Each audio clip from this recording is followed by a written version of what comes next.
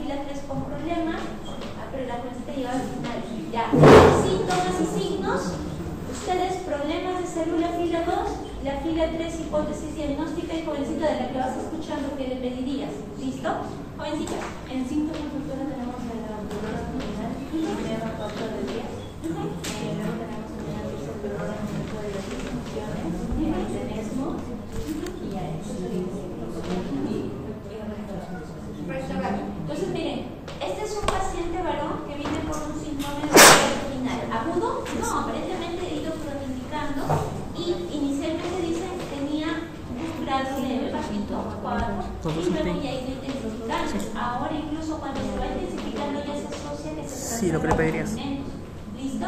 ¿Y qué es lo que preocupa? Que se ha empezado a sumar rectorragia, inicialmente a pocos volúmenes, pero que el incremento del volumen de la rectorragia ha generado el ingreso de este paciente. Entonces, en este caso, ¿hay algo relevante del examen físico? Los que sí se prohíben siempre, bueno, el radiológico, rectorragia. ¿Al examen físico hay algo relevante? ¿No? Bueno, la radiación superficial.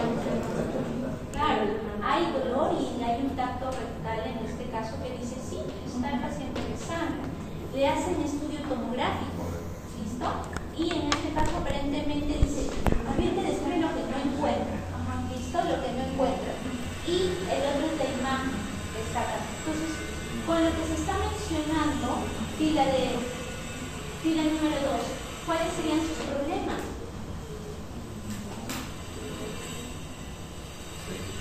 ¿Qué problema? Ya, síndrome doloroso abdominal. Un problema, ¿Cuál es el son problema? La rectorragia, o si tienen hemorragia digestiva baja, ya. ¿Cuál es el tercer problema? ¿Cuál es el tercer problema? Tienen dos jovencitos, y si no lo veían, por si acaso, ¿qué es esto? La colonoscopía, ¿no es cierto? ¿Qué se ven? ¿Se acuerdan cuando en la boca les sale aftas? ¿Qué son? Úlceras, ¿no es cierto? Ya, ¿qué se ve en la colonoscopía? Colitis ulcerosa. Entonces tiene lesiones ulcerativas difusas, toda esa zona. Entonces, ¿le sale un tumor? No. ¿Le sale ferrovenuloma, ferrovenuloma? No, le sale úlceras difusas y todo eso. Entonces tiene una colonoscopía con signos de colitis ulcerativa, úlceras en la región del colon. ¿Listo? ¿Y qué tienen en la imagen de ahí? ¿Cuál es el otro problema de salud? Sacroilitis. Claro, entonces, ¿qué tiene ahí? Sacroilitis de segundo grado. Y los internocitos que te está diciendo que hay un compromiso vertebral a nivel, en este caso, axial. Hay que ver, en este caso, si hay esa ratificación de esos momentos y que te está dando internocitos asimétricos. Listo, entonces, fila 3. ¿Cuál es la hipótesis diagnóstica de los hipótesis? Espondilitis anquilosante. Espondilitis anquilosante. ¿Otra alternativa? Coito cervical. Jovencita.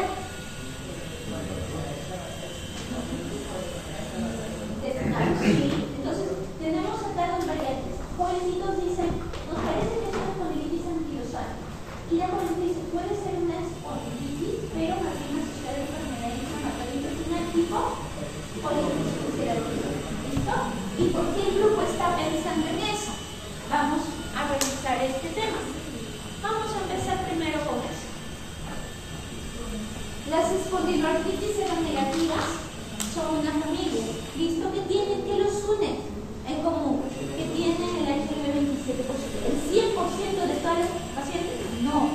Generalmente, anquilosantes la tiene la mayoría, pero las otras, cada uno tiene subgrupos que tienen ese anticuerpo. Pero esa es la conexión. Es como decir, el jovencito de su apellido Reymarechín, pero tiene hermanos, ¿no es cierto? Pero todos son Reymarechín, solo que uno se llama César y los otros se llaman de manera diferente, igualito, no es como cero negativa. ¿Quiénes pertenecen a esa familia? Estos de acá. Anquilosantes, que es la banderada de este grupo, que la mayor parte de sus pacientes pues tienen HLV27 positivo. ¿Quién les siguen frecuente? Artritis psoriásica. ¿Quién es la subdiagnosticada porque no es infrecuente? Artritis reactiva. ¿Cuál es la otra? No depende porque mucho depende si estás en Asia, Europa, en Estados Unidos o acá en Latinoamérica. La Sociedad de Enfermedad Inflamatoria Intestinal, sobre todo cuando enfocas Crohn, que le gusta mucho a asiáticos, europeos o descendientes de judíos. Y la otra es colitis ulcerativa, que pues también a nosotros nos cabe. ¿Listo? Entonces, en este caso también hay una variante que es la axial no radiográfica. Y hay una variante que se acuerdan cuando vimos artritis idiopática juvenil. Había una forma que decía, tiene HLV27 positivo y tiene compromiso de endesitis, de dactilitis, de compromiso axial. Claro, esa es la otra variante. Entonces, vámonos acá. De esas decimos que pueden tener manifestaciones predominantemente periféricas. ¿A quienes ponemos ahí? Psoriásica, reactiva, la Sociedad de Enfermedades Inflamatorias Intestinales, y la que es axial, que sobre todo tiene que estar ahí como bandera anquilosante, y la axial no radiográfica. Entonces, cuando decimos manifestaciones periféricas o síndrome periférico, ¿qué me incluye? Que puede tener mono, oligo o hasta poliartritis, pero asimétrica migratoria, y que puede tener endesitis, es decir, inserción inflamada del tendón, ligamento o fractura ligamentaria. Tienen puntos, como el tendón tibiano, las zonas de ticónidos, zonas incluso de entonces hay varios. Y las otras es el aumento del volumen de los parte de los dedos, las famosas dactilitis, como salchichitas que se ponen ahí. Entonces, esos son los que pertenecen al síndrome periférico. ¿Y cuál sería el síndrome vertebral? Las que te va a comprometer columna, cérvico, tóraco, lumbosaco. Y aparte, tiene un compromiso inicial que es a nivel de salud ilíaca. ¿Dónde inician todas estas espondiloartritis negativas? En salud ilíacas. Pero el compromiso vertebral se va haciendo durante el transcurso de la enfermedad. ¿Listo? Y pueden tener manifestaciones extraarticulares, sobre todo los que tienen HLV27. Los uveitis anteriores es lo más frecuente, pero también compromisos de válvula aórtica. Entonces, vamos siguiendo. Estamos diciendo que es una enfermedad que tiene componente inflamatoria, sí, por la teoría patogénica que está asociada con el HLV27. Pero esta enfermedad tiene un componente en donde la población infuncional va a ser estimulada para producir más citoquinas. ¿Y por qué quería hacer tratamiento en la 23 y en la 17?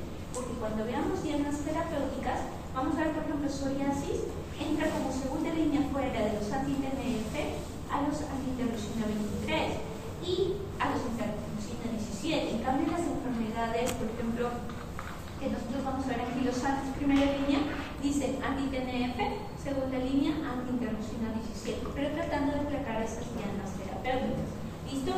En las asociadas a enfermedades inflamatorias intestinales van con anti-TNF en primera línea cuando no te ha respondido propiamente con mesalazina o el ácido aminosalicílico. Entonces, ahí es lo que necesitamos enfocar. Entonces, las que tienen compromiso axial van a tener su sacroileitis, que van a tener un dolor lumbar bajo, progresivo, crónico, 2 meses, que radiológicamente vamos a ver cómo la disminución de los espacios centroiliaca, las erosiones que se van empezando y terminar en el grado 4, donde solo se va a ver una línea esclerótica primaria. Ahora tenemos resonancia, con eso tempranamente puedes ver el compromiso erosivo, eritematoso y a nivel de sacroiliacas. Entonces, vamos a ver que un anquilosante puede tener síndrome vertebral, sacroiliaco y periférico y manifestaciones extraarticulares. Las otras, la psoriásica, la reactiva, la asociada a enfermedades inflamatorias, por si acaso, pueden tener manifestaciones periféricas a periferia, pero la enfermedad inflamatoria intestinal puede tener compromiso axial también y periférico al mismo tiempo, pero el axial es la que les hace también hacer en sospecha, como sus compañeros estaban mencionando. Pero vamos acá, ¿cómo enfocamos la clasificación de esos pacientes? Si solo estamos enfocando anquilosante, pues tenemos criterios de Nueva York que ya están 40 años con validación y con revisión respectiva, y te dice paciente varón relativamente de edad media, menos de 45 años, que tenga un dolor lumbar inflamatorio bajo, que empiece y que se irradia unilateralmente y luego se bilateraliza, que tenga compromiso a nivel vertebral con limitación de la expansión torácica y también limitación en la condensación. Y te dicen que en la radiografía tenga signos de sacroileitis. Pero luego dijeron, ok, necesitamos criterios que también me permitan enfocar a los otros tipos de espondiloartritis seronegativa. Ahí entraban los criterios SAS. Y criterios SAS te dicen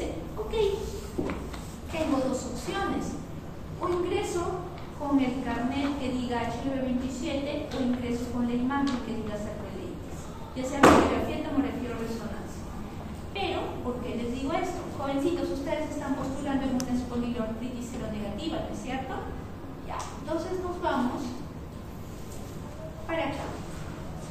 ¿Tenía dolor lumbar inflamatorio tu paciente? No, no nos menciona. Pero nos vamos acá. En este caso me dice, este pacientito sobre todo enfoca a estos pacientes si tienen un dolor lumbar inflamatorio y que sea joven. Y si tiene esto, ¿tiene sacroiliitis en las imágenes de su paciente? Sí tenía. HLV27 no le hemos medido, está en tu plan de diagnóstico. ¿Tiene dolor lumbar inflamatorio? No nos menciona. ¿Pero tiene manifestaciones periféricas? Tampoco nos menciona. ¿Tiene entesitis? No nos menciona. Uveitis? Tampoco. Dactilitis? Tampoco. ¿Lesiones tipo psoriasis? Tampoco. ¿Tiene signos de colitis ulcerativa Crohn? Sí tiene. ¿Listo? Y nos mencionan si tiene antecedentes familiares con la enfermedad y respuesta antes. Y te piden si tiene marcadores. Pero solo con sacroiliitis y con esto, ¿qué te está diciendo? ¿Cumple criterios ASA? Sí, porque te dice o con la imagen de sacroiliitis más un carácter clínico de los mencionados o con HLV27 más 2. ¿Listo? Entonces, eso es lo que hace esto. Y te dice, con esto, estos criterios tienen una sensibilidad de 82.9 y una especificidad de 84.4% para clasificar a tu paciente. Entonces, ¿cumple criterios su paciente de ustedes? Para espondilortritis ulcerativa sí. ¿Y estaría para anquilosante? No tanto. Más bien para ¿cuál? Para la enfermedad inflamatoria intestinal, sobre todo del tipo de colitis ulcerativa. ¿Listo? Entonces revisamos acá. Entonces nos vamos para esta posibilidad. Entonces, ¿se parece a la foto de su paciente? Sí, tiene las lesiones ulcerativas. Y en este caso nos dice afecta recto, afecta el sigmoides, en este caso puede tener un sentido proximal y de forma continua, que es lo que se veía propiamente en la colonoscopía, y en este caso, ¿qué nos dice? Más usual en pacientes descendientes de ascendencia judía o raza. Y nos dicen que tiene componente genético, factores ambientales, sobre todo post procesos infecciosos, malas dietas, sobre todo dietas positivas, sobre todo ricas en lo que es en azúcar, y también hay predisposición inmunogénica. Ahora nos dice, hay patrones clínicos. Esta pacientita puede cursar con síntomas periféricos, pero también con síntomas axiales. ¿Tenía síntomas periféricos, articulares o intestinales? No, por el momento no. Pero lo que sí se ha encontrado en la paciente que tenía síntomas propiamente axiales. ¿Qué es lo que llamaba la atención? ¿Y por qué les digo esto? Porque su compañera, justo en esta, no está bonito, pero acá les voy a poner esto de acá. Porque lo más usual es de que su compañera hace un rato me dijo, doctora, ¿cómo yo enfoco? Si tienes dos medidas para enfocar a las enfermedades inflamatorias intestinales. Una, que tu paciente ya viene con el diagnóstico de Crohn o de colitis ulcerativa, pero que durante la evolución de la enfermedad pues se suman síntomas o de dolor lumbar inflamatorio o hay signos imagenológicos de sacroilitis o de compromiso de síndrome vertebral, sintesmofitos, lesión de romanos, en este caso si tienes en una imagen radiológica la cañita de bambú o en este caso la rietedra, lo que ustedes busquen, pero en este caso son síntomas que se van a dar o que se agreguen endesitis o signos de dactilitis o manifestaciones intraarticulares. Pero la otra variante, en este caso, es que tu paciente ya viene con el dolor lumbar inflamatorio y durante la evolución del dolor lumbar inflamatorio tú le tomas la resonancia y se evidencia sacroilitis. Entonces tienes sacroilitis más dolor lumbar inflamatorio. ¿Y qué pasa si ese paciente empieza a ser rectorragia, empieza a hacer anemias microcíticas necrocrónicas, empieza propiamente a tener lesiones tipo renal, cualquiera de ellas se va agregando, o déficit de vitaminas, porque no pueden reproducir adecuadamente. Entonces, tú complementas con el estudio, en este caso endoscópico y colonoscópico, y evidencias estas lesiones. Entonces, ahí puedes hacer unidad clínica. Entonces, tienes esas dos formas para entrar. Ahora, ¿qué es lo que necesitaban para su diagnóstico? Ya tenían la colonoscopía. ¿Qué les faltaba? Su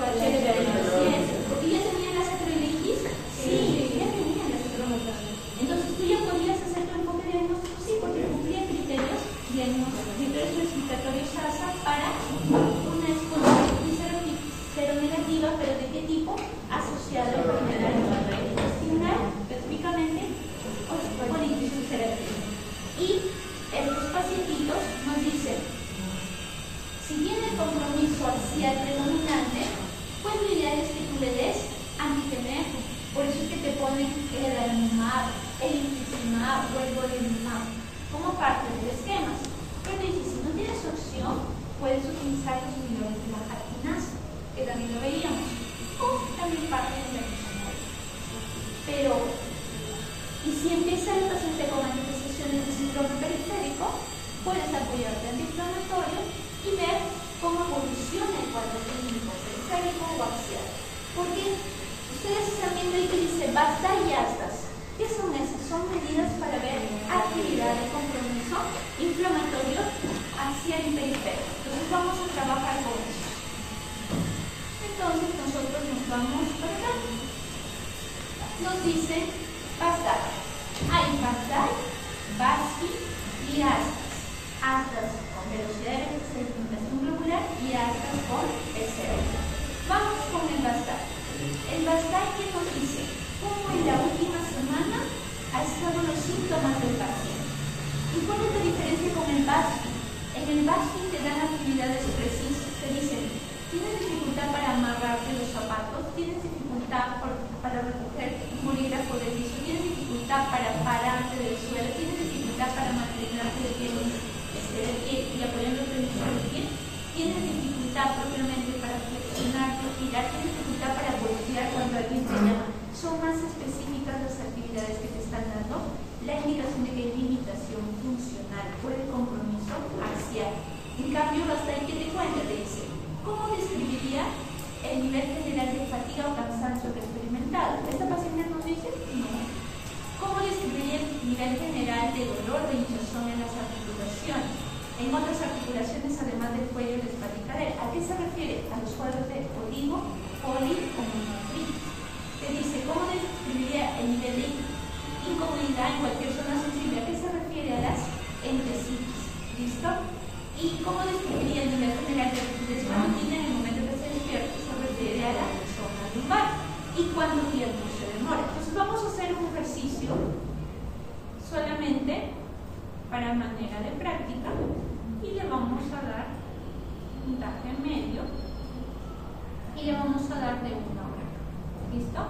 Entonces, según esto de Harry, según compromiso, porque sobre todo si te está diciendo y tú marcas. Si por ejemplo el PSRI o actividad normal, tienes que marcar como el nivel más bajo, tienes que poner hasta 2. Pero pongamos solo para el ejercicio esto. Y en este caso, según esto, cuando te sale, vas a ir de 4. ¿Y qué te dice que tiene vas a ir 4? Sobre todo es el punto de corte 3, pero cuando pase el 6, tu paciente está con una alta actividad y también tienes que trabajar. Pero 3 que se apoyen, porque lo ideal es que esté lo más bajito. Si te dice tu paciente con espondiloartritis seronegativa tiene un basal previo de 1, entonces te decía que estaba controlando su enfermedad y que realmente tiene un basal de 6, ¿qué te pasó? Claro, se exacerbó la enfermedad. Y acá me dice, pero su asta le sale, en este caso, con 2.19. Entonces, esto te dice, está como actividad sí. ¿Por qué? Porque ahí varían los puntos. ¿Y por qué mencionamos esto? Porque cuando nosotros vemos esta parte de acá, decimos, ¿por qué quiero yo calcular actividades? Porque si ustedes se fijan, el Banzai te dice, mi objetivo es que tenga menos de 1, o máximo. Si empieza a subir, pues el paciente está con su enfermedad con peor control. Si esta llega a pasar los 6, este paciente pues para nada está controlado su alto riesgo por su severidad. ¿Listo? Esta, Basdar, sus preguntas se relacionan con la que te pide el asma.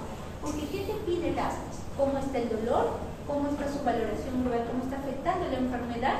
¿Cómo están las manifestaciones periféricas? ¿Cómo está la rigidez? ¿Y cómo están los marcadores de fascia? ¿Listo? Y tu objetivo pues que también sea lo más bajito. Porque conforme vaya subiendo, su actividad es peor. ¿Y por qué les digo eso? Porque ahorita le sacamos cuando tenía 2.70. Ya. Lo ideal es que para el siguiente control, pues por lo menos ya tenga 1.100. ¿Por qué? Porque igual entra acá. ¿Se acuerdan que en 2018 decía sea, cuando miden actividad de artritis reumatoide van a ver su DAS 28. Y si tienen un DAS 28, por ejemplo, de 3.30, me dice, está activa la enfermedad con actividad moderada. Mi objetivo es que se quede ahí o que me baje, que me baje. Y decíamos cuándo era mejor la respuesta, cuando era la diferencia por encima de 1.2. Acá te piden por lo menos 1.1. Y si la diferencia es cercana a 2, mucho mejor, porque estás logrando muy buen control de la enfermedad, muy buen control de la enfermedad porque lo estás llevando a la inactividad y ojalá que se mantenga la revisión. Entonces, así como en AR usábamos DAS 28 para actividad, en las espondiloartritis seronegativas, sobre todo cuando tiene estas manifestaciones axiales periféricas, ¿tienes que ayuda? ASAS es para clasificar la enfermedad, pero para enfocar actividad, ASA y ASA. ¿Listo? Y si tienes ASA solito el puntaje, entonces puede que te diga, pero estás de acuerdo, pero desde que te estamos diciendo que tiene 5, ¿qué te dice? ¿Que está activa? Sí, con una alta actividad. Y si te dicen el control con su medicamento ya está en 1, ¿está mejorando? Claro que sí. Entonces, puede que no se acuerden, no tengan sus calculadoras, pero desde que estás diciendo tu paciente tenía un dolor lumbar inflamatorio, EVA 9/10, y actualmente está 1/10. Claro. Ya con eso te vas haciendo una oretitis, ya no tiene rigidez matutina, ya te estás dando los parámetros de la actual, no tengo que calcular, pero tienes los parámetros y ya te están diciendo que está muy bajito en relación al basal. Puede que no tengas calculadoras, pero yo te estoy diciendo que el paciente está yendo a la inactividad y la lo está curando, le está controlando los medicamentos. ¿Listo? Entonces, es la única opción en este caso. Recuerden los siguientes. Todas las espondiloartritis seronegativas van a tener tratamientos sintomáticos. ¿Los sintomáticos cuáles son? Los antiinflamatorios. Solo usamos corticoides sistémicos de dosis bajas, o sea, menos de 20, cuando hay, por ejemplo, oligo o poliartritis, o tienes oligo más entesitis, o sea, hay compromiso inflamatorio articular y también hay compromiso de entesitis que no se están respondiendo con los AINES.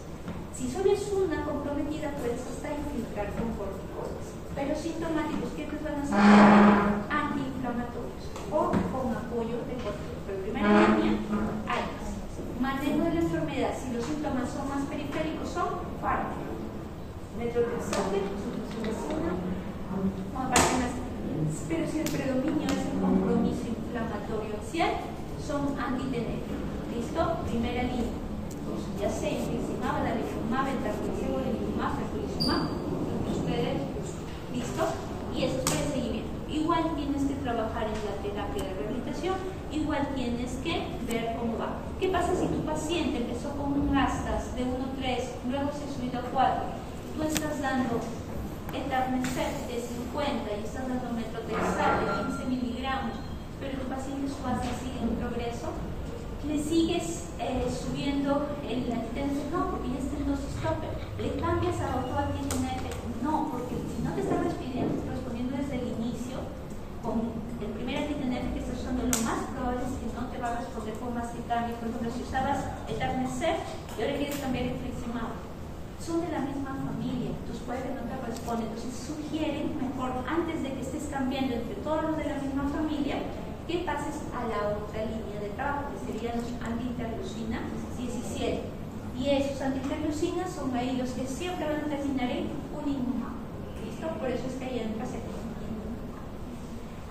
algunos pacientes pueden utilizar desde el inicio de interleucina 17, sí, porque se ha visto que tiene perfil de seguridad y es efectivo. Sin embargo, no es necesariamente 100% accesible, porque algunos solo tenemos antiinterleucina. Entonces, aparte de esta y del antilosante, ¿cuáles son las otras? Artritis psoriásica también. Y las otras son artritis reactiva. Pero en la artritis psoriásica lo que yo necesito que ustedes se acuerden, porque es la que sigue frecuencia del antilosante, es de que la mayoría de ellos sus manifestaciones son periféricas. ¿Listo? Pueden hacer compromiso de esa artritis, claro que sí, pero muchos de ellos son asimétricos. Y lo que sí tienen que considerar que ellos, por eso, criterios de sus partes, sus criterios de ser bastante altas. Pero ¿qué te dicen que sí o sí? ¿La historia actual o la historia desde ese tiempo de psoriasis? O que en la familia haya eso. Y los cambios a nivel mundial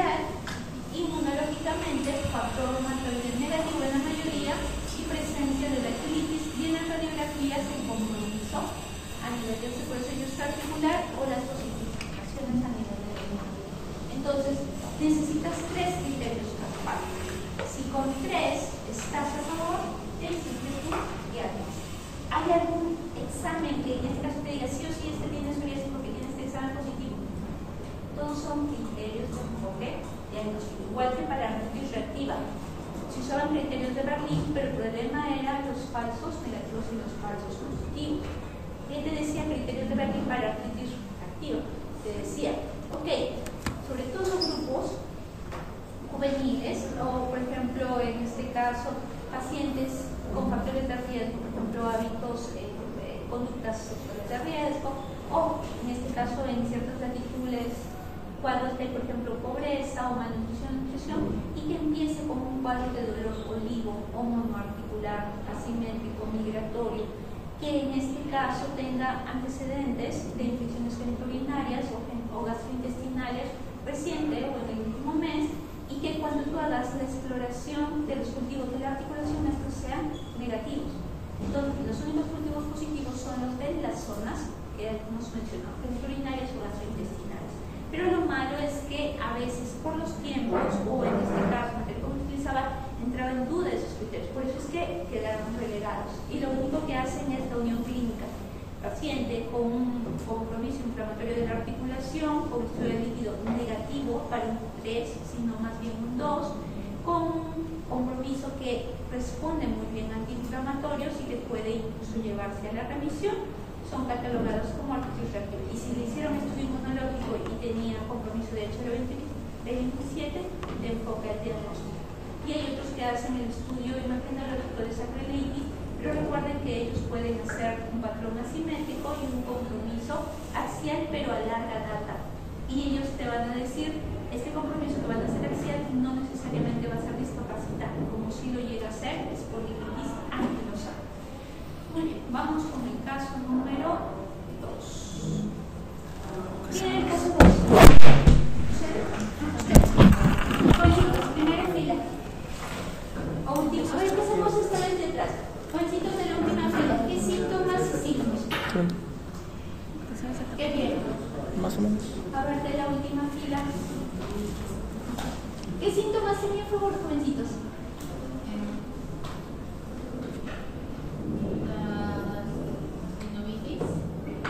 ¿Dónde?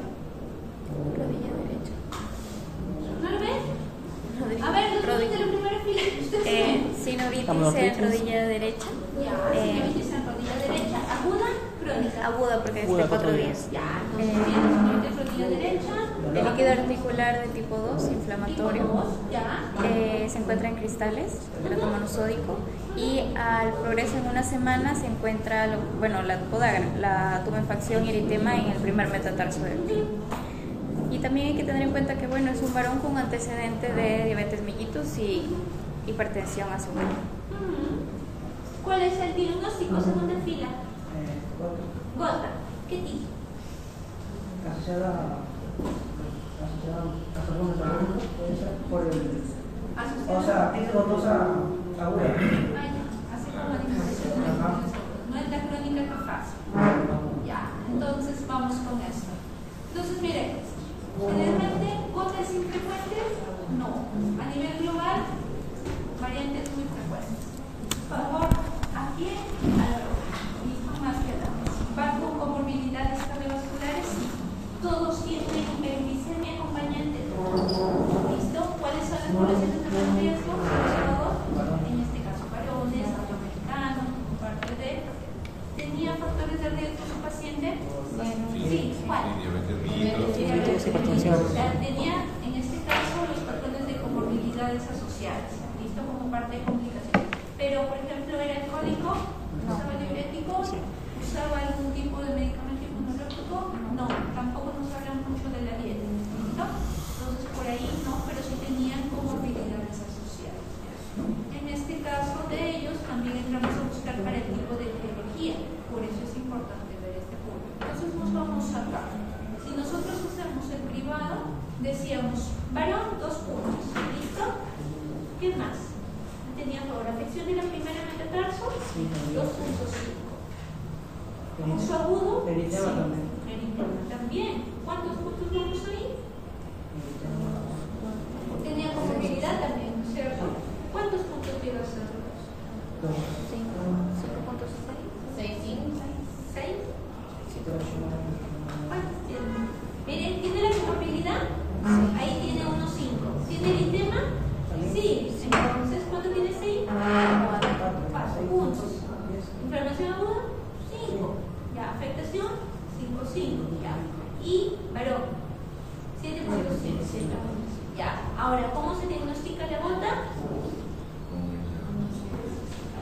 Con la visualización de los cristales. La identificación de los Ya, cristales. en la artrocentesis que estudiamos, Los cristales. cristales, ¿cierto? ¿Tenía el paciente? Sí. Sí. ¿Tenía gota?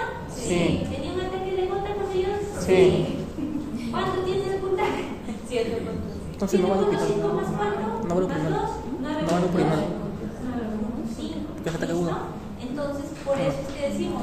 Y Ataque por agudo. eso, Para lo agudo, justo sí. dijeron, los Sí, cristales. pues sí, o no va a lo primero. La otra es que No va. tiene La presión imágenes, no. sí, pero te ayuda la radiografía o la eco, solo te dice, pues la radiografía te va a decir si hay erosiones y si hay propiamente proceso inflamatorio articular de larga data, o sea, aumento de volumen. La que te ayuda con mejor valor predictivo es la ecografía o, en este caso, la evidencia del signo de doble contorno o la presencia de tópico. ¿Y por qué les digo? Porque ahí vamos a utilizar, vámonos acá.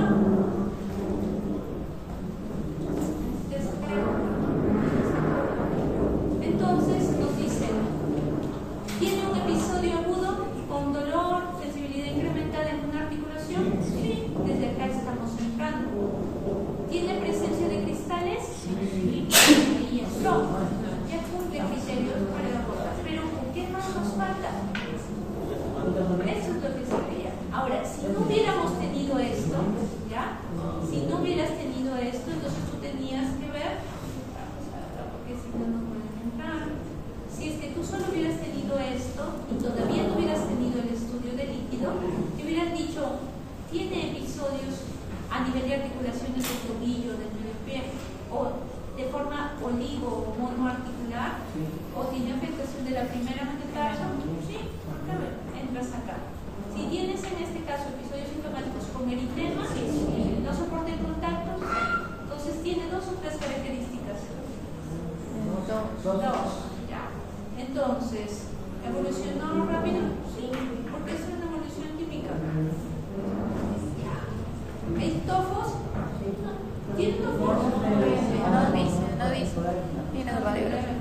Ya, entonces, ¿tiene el análisis de líquido? Sí tiene. Acá está. ¿Y la imagen? ¿Tiene la imagen a favor? Sí, eso es lo que te ayudaba. ¿Tenía signos de daño articular tipo erosivos? No. Con esto de acá, ¿cuál era la diferencia con el otro privado que hemos hecho hace un ratito? Cuadro clínico. ¿Y qué te incluía aparte del cuadro clínico? ¿Cuándo estaban los niveles de ácido úrico? ¿Cuál es la diferencia con estos que te dice EULAR con ACR? ¿Te menciona el nivel de ácido úrico? Lo menciona, porque hay pacientes con gota que lo pueden tener normales o bajos. ¿Listo? Entonces, ¿pero qué sí te menciona? El estudio de líquido y qué más? El estudio imagenológico. Clínica más.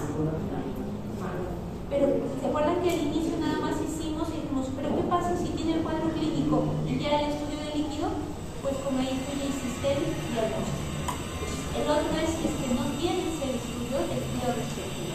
Entonces, nos vamos preguntando, sí, ¿qué hacemos con él? ¿Qué otras cosas podemos pedirle? ¿Pedimos niveles de ácido úrico? Sí. ¿Pedimos cómo está su uricreatinina? Sí. ¿Hasta cómo está el perfil hepático? ¿Hasta cómo está su glucosa? ¿Hasta cómo está su perfil lipídico? Por las comorbilidades, hasta cómo está su sedimento urinario, porque ellos pueden ir hasta la formación de cristales de ser hematuria. Vamos a tener que trabajar en estilo de vida, sí, porque decimos que vaya a tomar todas las semanas que come. No, y más bien que varíe por una dieta más de hipotoxidérico, gracias. Ahora, va a depender del paciente para enfocar el manejo. Pero recuerden que igual que en las otras, ¿cuál sería el manejo sintomático para el control de estos procesos? AINES o colchicina. ¿Listo? Entonces, si usamos colchicina, lo podemos usar en ataque, sí, y para prevención. ¿Listo? Entonces, las dosis es lo que varía. Hasta 2, cuando estás manejando crisis y manejo de prevención, llamo como parte de este. Pero vas a tener que ajustar de acuerdo a función renal. Sí. Y los de acá, en este caso, los AINES, peor aún. Tienes que ajustarlo también más si es que hay ese compromiso. Ahora, ¿cuál es el esquema de primera línea para tratar de controlar la fisiopatogenia. Hipoglicemia, ¿cierto? ¿Qué tenemos ahí?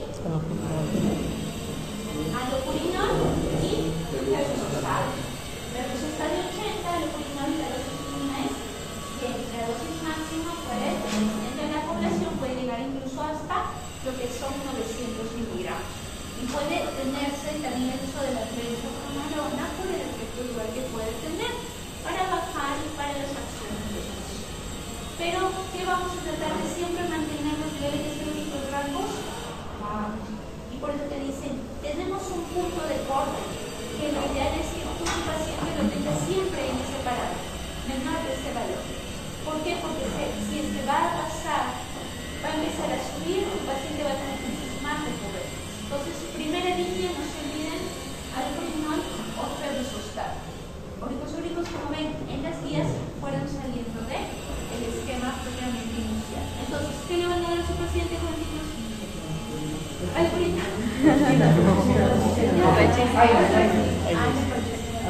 ¿qué AINES le vas a dar? Porque no quiero que me vuelvan a poner, le doy AINES y nada más. Y nadie dice que ya, naproxeno. ¿Este pacientito es mayorcito o joven? Joven. ¿Cuánto le puedo dar? Por si acaso el naproxeno no viene de 400, ¿no? Ya, 550. 500 viene de la penal. Ya, 550, ya. ¿Le van a dar una vez al día? ¿Le calmará la gota con cada 24 un naproxeno? Entonces usted le tiene que dar por lo menos cada 8 horas.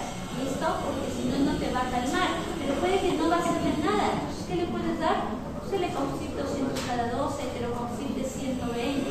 Pero si no te está respondiendo y mantiene el cuadro inflamatorio, puedes usar corticoides sistémicos o puedes usar, si el paciente tiene antecedentes gastrointestinal o capaz es diabético, ¿qué puedes usar? Si solo es una articulación, infiltración con corticoides. ¿Listo? Puedes apoyarte en ese grupo de pacientes con esas características.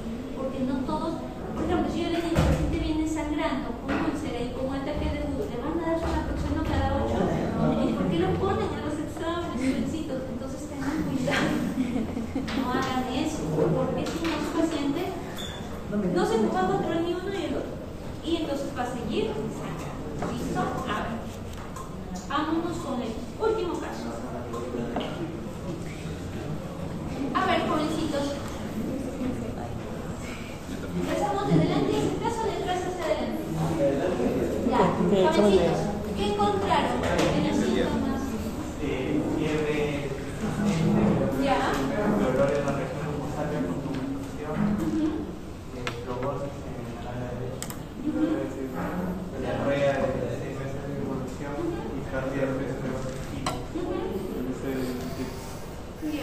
Segunda fila. A ver, ¿cuál parte te cardia de la cobertura. Listo. Jovencitos de la segunda línea, ¿cuáles son los problemas de salud? Claro, síndrome consultivo, muy bien. ¿Qué más? De disminución. O sea, de los fríos tiene que ser disidente. ¿Qué más? La diarrea crónica tendrá una lumbalgia inflamatoria o mecánica. Ahí no es presente el dolor, se ha cronificado en el tiempo, ha mejorado el inflamatorio. Recuerden que si el dolor va en su vida, no te está respondiendo con el manejo antiinflamatorio, manejo de infertilidad, en presentación, incluso se presenta más en reposo, más que con actividad, y está más bien lejos un poquito, más es un tipo inflamatorio. Entonces tiene una lumbalgia inflamatoria con diarrea crónica, un paciente desnutrido, con un síndrome consultivo y que ha tenido pérdida de las dosis fisiológicas. ¿Qué más tiene? La palidez no es nada malo, ¿no? Claro, porque nos falta la hemoglobina, tenemos la palidez, pues que tenemos que ponerla así como signo. Y en este caso nos dice, tiene signos de flebosis en la nalga derecha. ¿Eso será al final o como primero? ¿Qué son los signos de flebosis?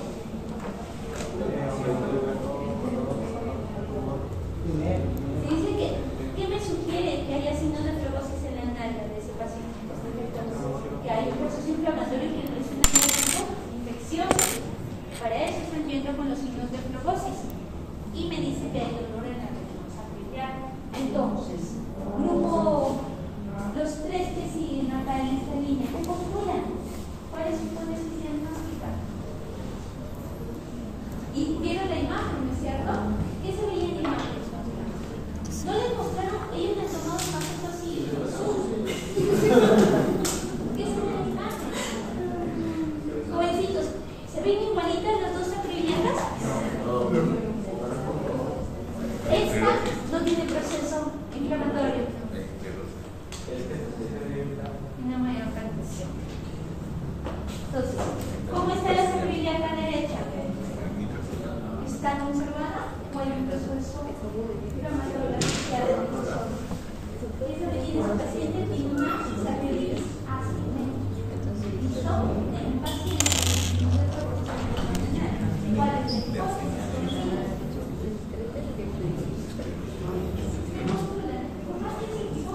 Ellos se equivocados.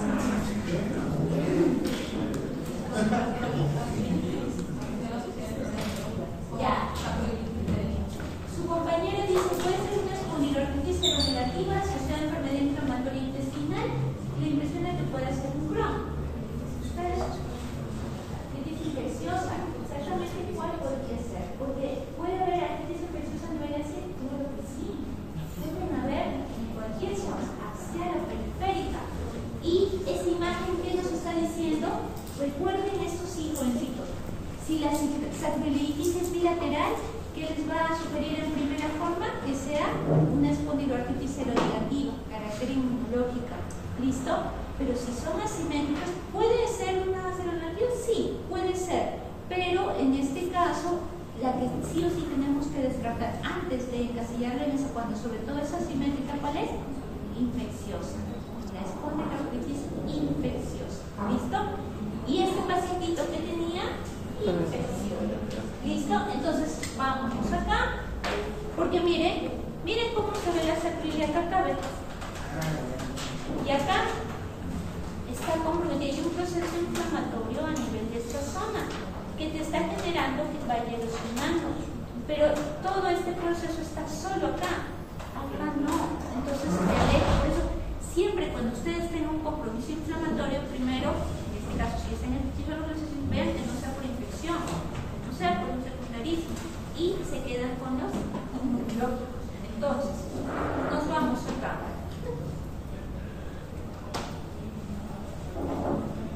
Entonces, vamos con artritis infecciosa. Las artritis infecciosas pueden ser por bacterias, por virus, por parásitos o por hongos. ¿Listo? ¿Cuáles son los grupos de riesgo? Sobre todo, extremos de la vida. Vamos a ponerlo acá. Está postulando de que puede ser una artritis infecciosa de carácter séptico, ¿no? Podría ser. ¿Qué tendría? ¿Cuál sería su factor de riesgo de su pacientita? ¿Cuál de ellos podría ser? ¿Qué patología tiene para comer? ¿Es un paciente bien nutrido? No, ustedes mismos lo han dicho. Es un paciente que viene con síndrome consultivo, diarrea crónica. ¿Qué edad tiene su paciente? ¿Y qué? ¿Perdón? Nada. Ya, entonces, ¿qué van a querer descartar? ¿Qué es lo más frecuente en nuestro país? Y si no, los virales, VIH no digo cuadro consultivo. Sí, pueden ir con eso. ¿Listo? Entonces, también las bacterianas pueden ir, en este caso con estos pueden. Entonces, el paciente, su factor de riesgo era su inmunodepresión, por su desnutrición, por su cuadro consultivo, que necesitaba ser estudiado, claro que sí, porque vas a tener que ver si no tiene TB, si no tiene VIH, capaz en este caso no tiene eso, si tiene compromiso brucelar, porque las artritis brucelar te puede dar esos compromisos asimétricos también, pero van a tener que descartar. ¿Listo? Entonces, este paciente entraba con la primera. ¿Listo? Y porque no nos mencionan nada de drogas, ¿no es cierto? O de hábitos nocivos, pero tampoco capaz pueden que no lo hayan indagado. Pero asumamos que no, que solo es la primera. Y nos vamos para acá. ¿Se parece a su paciente? Acá está lo mejor. ¿Tiene signos de flujo? Sí, sí.